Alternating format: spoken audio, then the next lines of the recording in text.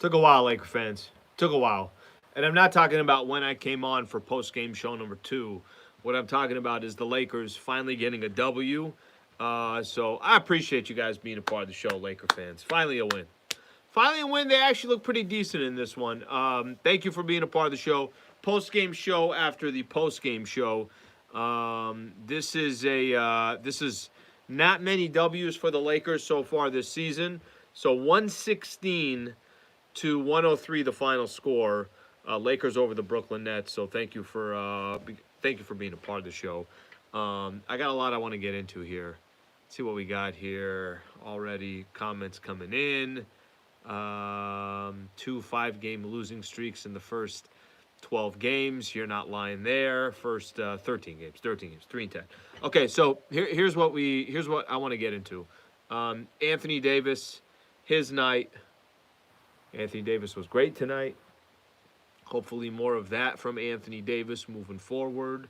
Also want to get into the health coming for the Lakers. They got some help. It sounds like they got some real help coming over this break that the Lakers have going on. So we'll see if the Lakers can take advantage of that. So thank you for being a part of the show, Laker fans. Okay, a couple things here. Let's start off here with Anthony Davis. So the AD piece, let's keep it simple. I didn't do a post-game show after the post-game show on Friday night. Lakers lost to the Kings. To be honest with you, I was just like, I don't know what the hell I want to talk. I don't want to talk about these guys. So I left like I took my ball and I went home. Is that the saying? But that game against the Sacramento Kings, the reason why I'm bringing it up, because Braun didn't play in that one. In the last 2 minutes of that game, the Lakers were outscored 8-0. They lost the game, right? And I spent a lot of time these last couple of days. De'Aaron Fox, just the best player, got the ball, and they said, go win the game, and De'Aaron Fox did it. Anthony Davis did not do that. So, right out the gate, it's kind of like, all right, Anthony Davis, you got pretty much the entire team on your shoulders because LeBron James is out. Can you carry the Lakers? Is that something that you can do on, especially at this stage of LeBron's career? You just have to imagine he's going to have games where he's going to miss. That just comes with getting injuries, and it comes with the amount of mileage that he has on his body. So then tonight's game happened. Then I'll be honest with you, I didn't have much confidence in the Lakers tonight. I didn't. Did not have much confidence. Why would I have confidence? They had lost 5 games in a row. They already have 2 5-game losing streaks this season, and we're only, at the time, 12 games in, now 13 games in. So the game starts. Lakers did not have a lead this entire show. So the entire game tonight, the Lakers never at any point did not have a lead. So I point that out because that's not something that happens often. That's not something that we could look at with the Lakers and say, oh, well, they're consistent on this or consistent on that or whatever the case is. Thought somebody was behind me there, Laker fans. You never know in the studio. I mean, there's one guy still here, but I just never know. There's a lot of times I'm here, and I think I just hear noises in here, okay? Imagine being in this entire studio, and there is not a soul in here. You start hearing things, Laker fans. You start hearing things. So game starts tonight, and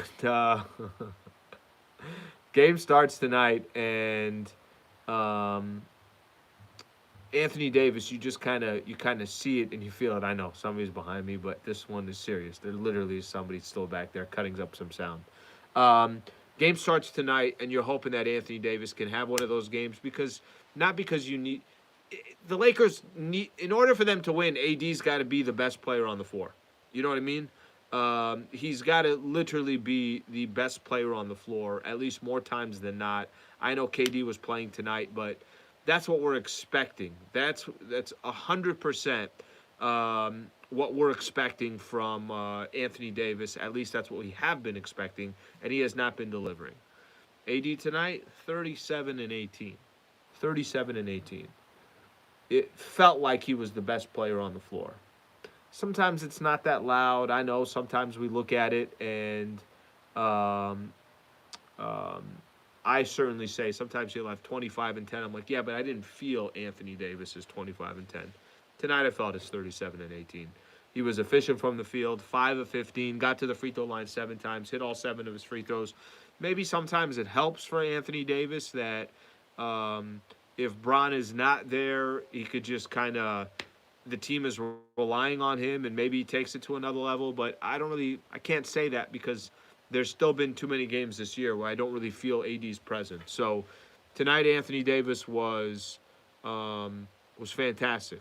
He was really, really good tonight. And he did a lot of those things that you have to do if you're going to carry a team. You're going to have to carry a franchise. It's just one night. I'm not going to get too excited about it. But Anthony Davis, those are big time numbers.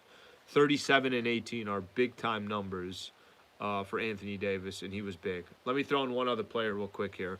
Lonnie Walker the fourth is a baller. Lonnie Walker the fourth, by the way, is averaging about 16.5 points a game for the Lakers. I saw something while I was doing the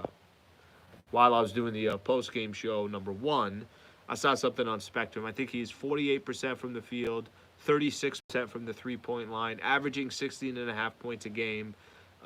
He's solid. He really is. He's solid. He missed a couple games for the Lakers, and you could kind of tell without him they were missing his presence. So Lonnie Walker, nice game for him as well. Another 20-15 for him, 25 for him. Austin Reeves had 15. He's 5 of 8 from the field. Everybody actually was super efficient tonight except Russ. Russ was not efficient, but Russ had 12 dimes. So 12 assists for Russell Westbrook, also had 6 rebounds. He's the only one that really struggled from the field. Kendrick Nunn did as well. Kendrick Nunn was 0 for 4, but Russ 4 of 15 from the field, so he just wasn't shooting well offensively. By the way, when I do this, it's just because somebody say, hey, Slee, could I get a fist bump? I'm like, yeah, I got you. I got you, buddy. I got you. So how much of this had to do with the Brooklyn Nets playing yesterday against the Los Angeles Clippers? I got a chance to hear from Jacques Vaughn, which is that's their coach now. That's coach moving forward after Steve Nash got fired. And he said that was going to be the challenge tonight. This was pregame. That was going to be the challenge tonight because they had a game yesterday.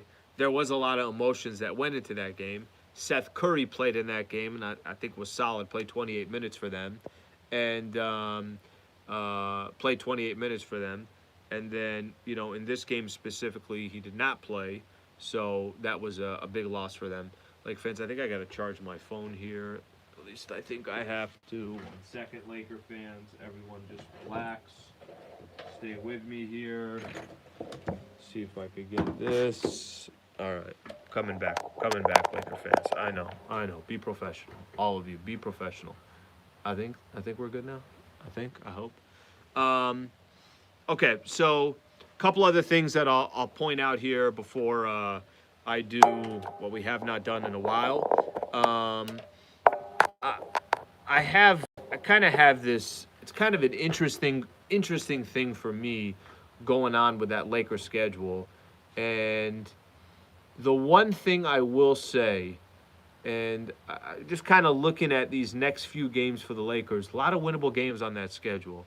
However, even though they're winnable games for the Lake Show, the one issue that the Lakers have is we have such a difficult time giving this team benefit of the doubt because they don't deserve the benefit of the doubt.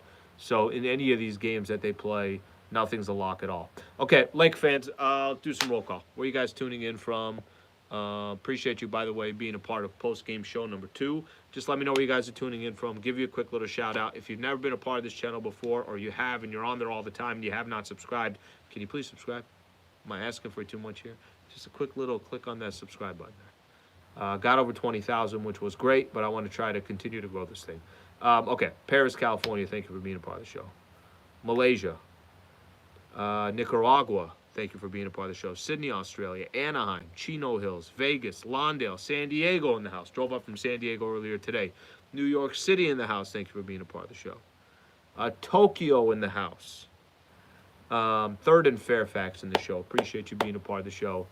Yeah, it's interesting. When the Lakers win, the vibe is it's just so much different. And man, this team has been so bad to start off this year. You're trying to find positive things to talk about. I can't find anything. Let's see what else we got here. Little Italy SD, Pasadena in the house, Ohio, El Sereno, Newport, thank you for being a part of the show. Garden Grove in the house. Little Tokyo, I think. Estonia in the house. Connecticut.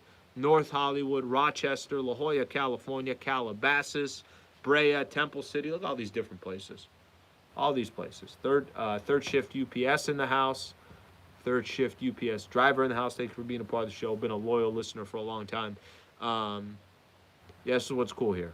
Guadalupe, Calabasas, North Hollywood, El Toro, California, the Bay. This is what's cool, what I love about this channel. People are everywhere. They're in different parts of LA. They're in different parts of California. They're in different parts of the country. And they're in different parts of the world, which is so cool. Athens, Greece in the house. Thank you for being a part of the show. Okay. So a couple of things came out. If I miss you, by the way, just keep putting it on there. I'll make sure I get on there. England in the house. Thank you for being a part of the show. North Hollywood. So this is the one thing I thought was interesting today. I heard the guys say it a couple times without saying it, even though I think Lonnie Walker said it during the Lonnie Walker, I think, had said it during his presser today. So he said, yeah, can't wait. Lakers don't play for 4 days. So they got Monday off, Tuesday off, Wednesday off, Thursday off. They don't play till Friday, and it's against the Pistons. So I heard Lonnie Walker say, he's like, yeah, this rest is really going to help because then we're going to get Dennis Schroeder back and we're going to get Thomas Bryant back.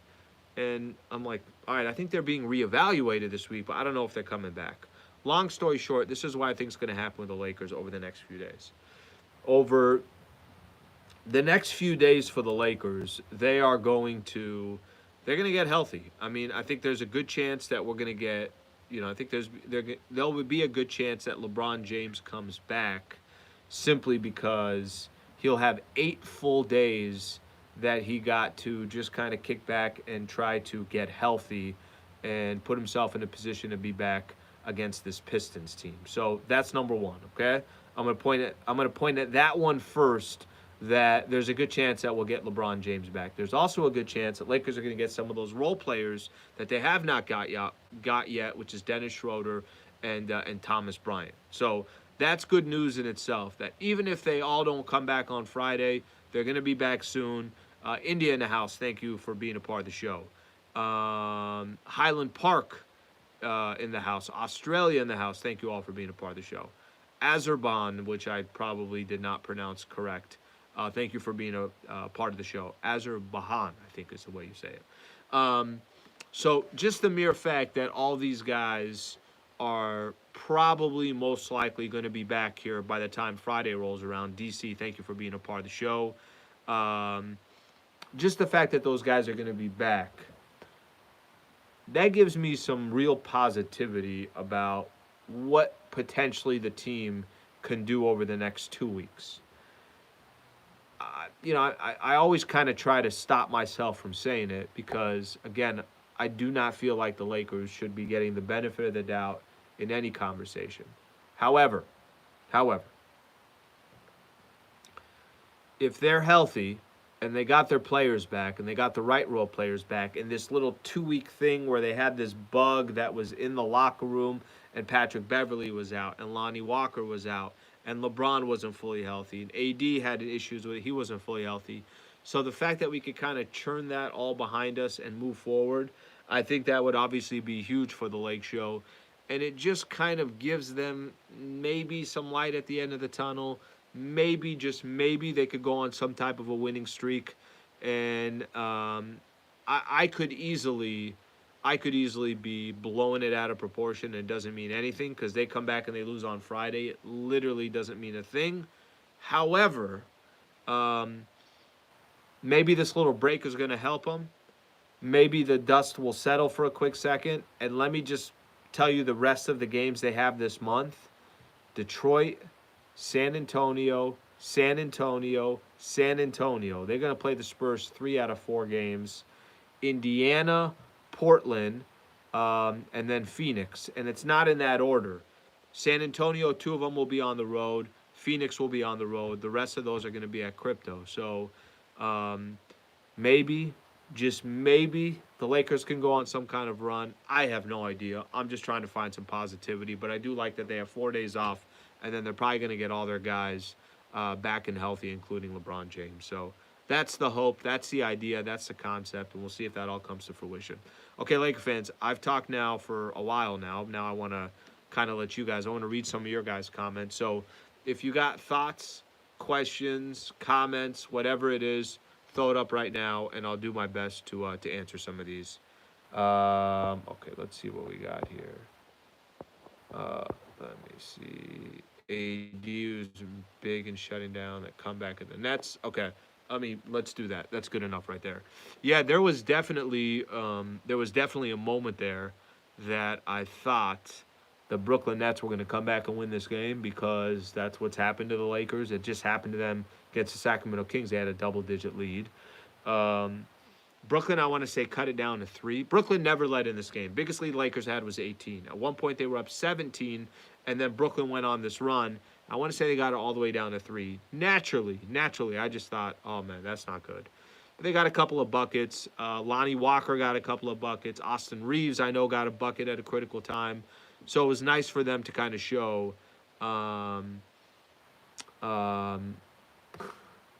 it's nice to kind of show that they were in a position there to kind of solidify the win and then move on from there. How did we do on defense tonight? Listen, I'm going to go back to this. They only gave up 103 points, and that Brooklyn roster is not perfect. They missed a lot of threes. What Brooklyn end up shooting from the three-point line? 7 of 27, 26%. Seth Curry didn't play in this game. I thought that was completely helpful to the Lakers. I thought it helped that they had a game yesterday. But what are you going to do? You know, no one feels sorry for the Lakers, so why should we feel, sorry for the Brooklyn Nets? And to be honest, I don't think anybody feels sorry for them. But I think that is that to me is something that I'll give the Lakers credit on that one. I did think they played good defense. What do we got here?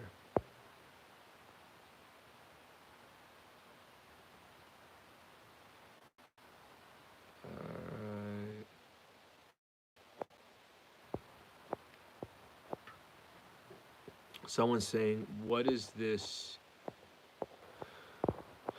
What's this Sliwa Nuggets post-game show on YouTube I'm seeing appear in my feed from a few years back? Well, it's funny that you bring that up. I had told our Laker fans that if the Nuggets finish off their 3-game comeback against the Clippers, I'm going to do a Nuggets post-game, because the Clippers were about to choke away a 3-1 lead to the Denver Nuggets. So what did I do? I did a full post-game show. Yeah, that's what it is. Yeah. What are you going to do? Sometimes teams take out on the Clippers. I'm ready to support them like they're family. Nuggets were family that night. Okay, let's see what else we got here. Thoughts on Nunn? Somebody's saying, good times back then. Bro, you're right. What the hell happened these last couple of years? That was good times. Freaking everyone was rolling in every single night. It was either a tough loss or a great win, and games meant something. Yeah, I miss those times. I want relevant games back. We need relevant games back. Come on now. That's the whole point of sports. Literally, that's the whole point of sports. Norwalk, thank you for tuning in. Okay, what do we got here?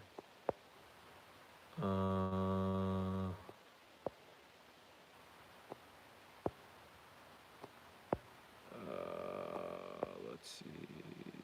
Oh, thoughts on Nunn. What happened to Kendrick Nunn? Why is that guy's confidence so low? That dude is doing nothing. Nothing. He is literally contributing nothing to the Lakers. It's the final year of his contract. He signed a 2-year contract with the Lakers. So this is it. It's the final year of his contract. And, if that man is going to find a chance to continue in the league and get opportunities, he's been really, really bad for the Lakers. And the worst part about it, Laker fans, I was talking about him in preseason like, hey, this guy's going to be great. Watch out for him. He's a bucket getter. He's comfortable. He's confident. That has not been the case. Lonnie Walker is really the one that has been fantastic. But Kendrick Nunn, I do not understand what happened to that guy. What happened so quick? So Laker fans. So I do the show with Travis in the morning. So Taylor is a Sacramento Kings fan. So I don't even know if I could say we had a bet that if the Lakers beat the Kings, he would have to wear a Kings jersey or a Lakers jersey. But if the Kings beat the Lakers, I would have to wear a Kings jersey. Well, what the hell happened on Friday? The Kings freaking won. So I have to wear a jersey. I had to pick between 3 jerseys. I think he had like a Mike Bibby, white chocolate, and Tyreek Evans. I'm like, give me Tyreek Evans. Give me the guy that nobody really knows or knows anything about. I got to freaking wear a Kings jersey on the show tomorrow. What the hell are the Lakers doing losing to the Kings? Why did I think I got bullied into the bet. I didn't even want to do the freaking bet. Somebody's saying pick Vlade. He doesn't have a Vlade jersey. All right, if he had Vlade, you don't think I would have Vlade? If I had a Vlade, if I had the option of a Vlade jersey and he had a Vlade jersey, I would have Vlade jersey, and I'd probably smoke a cigarette during the show to support Vlade Divac. Okay? Got to get on the damn show tomorrow and wear a Kings jersey. LeBron didn't even play. Is this even a fair bet? Somebody's saying Peja. You're actually right here. One of my favorite players of all time is Peja. You want to know why Peja is one of my favorite players of all time? Because Game 7 of the Western Conference Finals, overtime, Lakers and the Kings, Peja shot a 3 that was 4 feet to the right of the rim, and the Lakers won in Game 7. And, obviously the Lakers would go on to win an NBA championship.